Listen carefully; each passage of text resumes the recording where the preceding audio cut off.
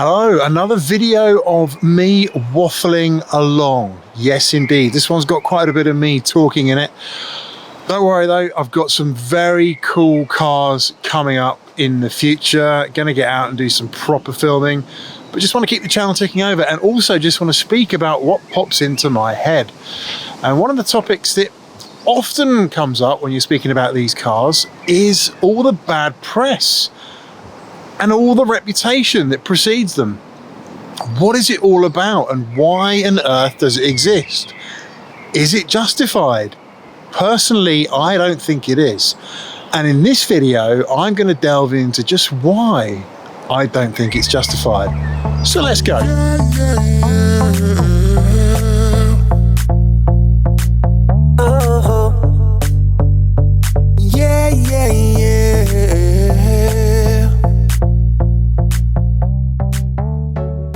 So if you weren't born on the sun and you've followed cars on the internet just a little bit, or you know anything about cars, you probably know about these things here, McLarens, right?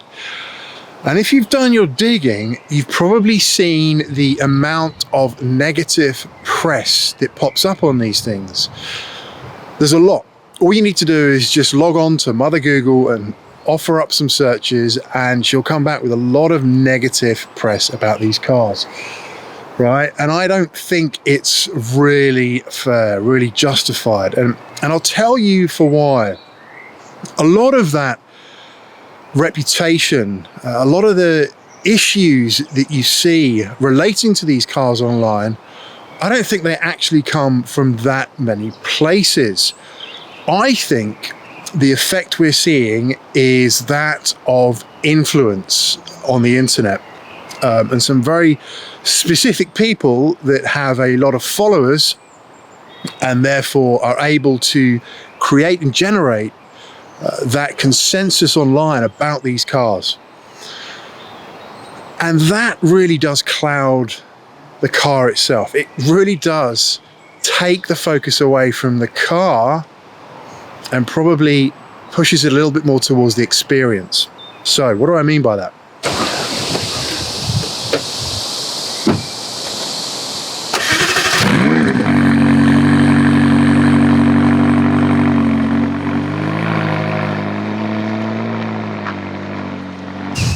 So, am I in denial that nothing's ever gone wrong with any of these cars ever? Absolutely not. I get that it has. Things do go wrong with this brand, just like they go wrong with every brand of cars that you buy. Things do go wrong, right? But is the amount of noise that's generated from what's gone wrong with some people's experience proportional to what has actually gone wrong? And I don't think it is. I really don't. Now, there have been some examples that I've read about online that have properly made me facepalm myself, right? Absolutely. A really painful, challenging issue. And there's a dog barking, so let's move somewhere else.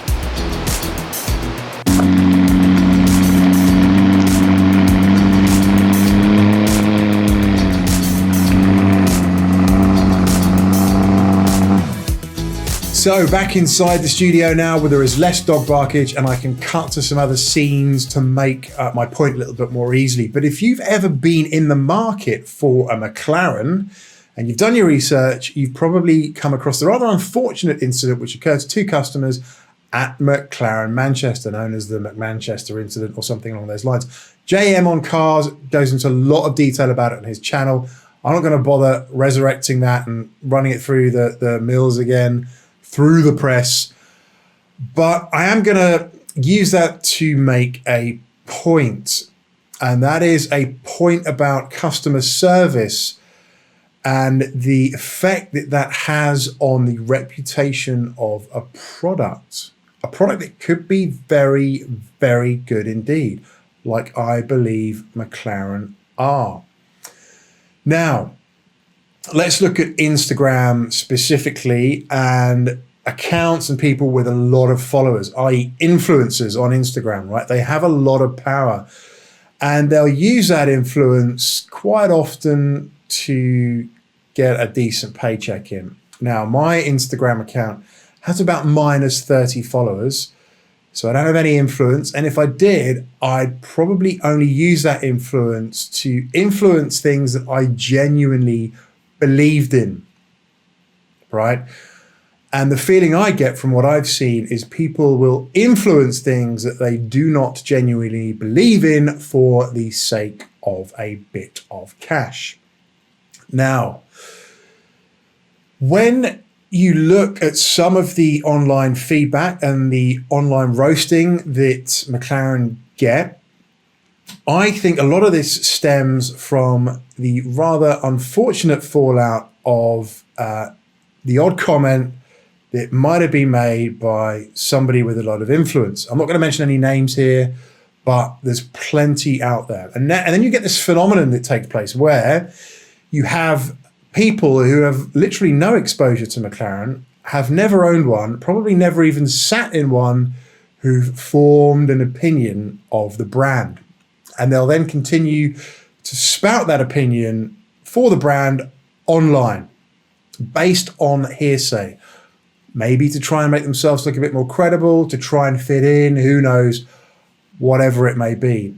But this kind of has a snowball effect. And then you see lots and lots of these opinions, these unjustified opinions, popping up online.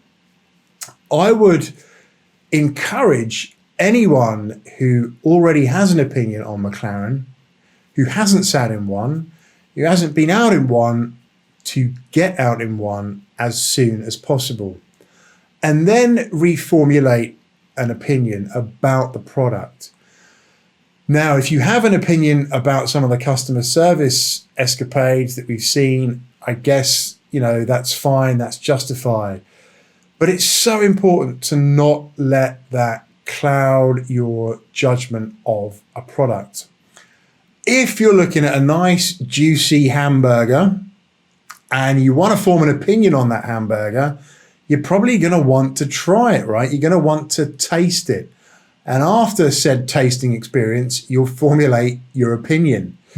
It should be the same with everything else.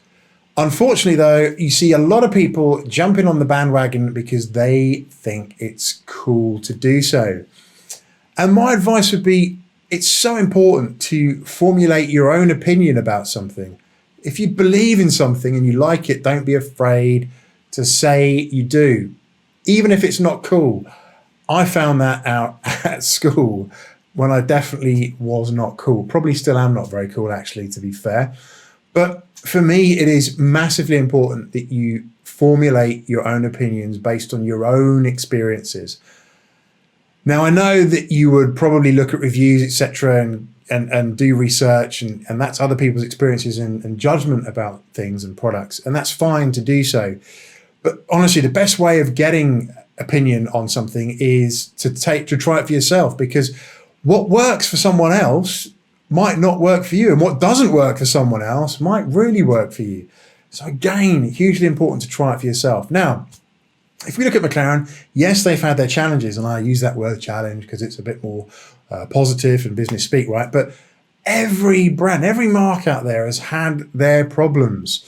Zetec 1 litre engines cracking, Ferraris catching fire, the Urus that just caught fire, Porsche's going wrong. I mean, forums are filled with issues that people have had, right?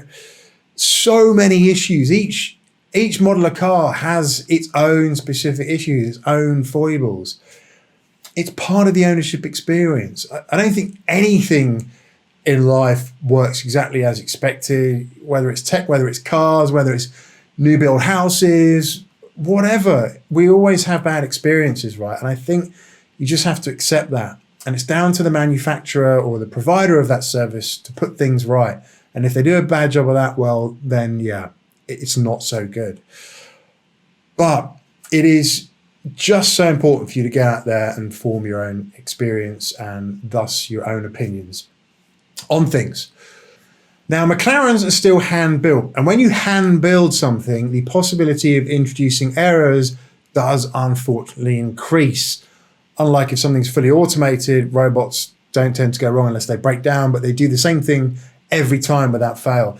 McLaren's also hand-painted, which again, if one little thing goes wrong, it can cause an issue in the car. But I look at the overall product, and I look at that overall product and I think to myself, is that a good product?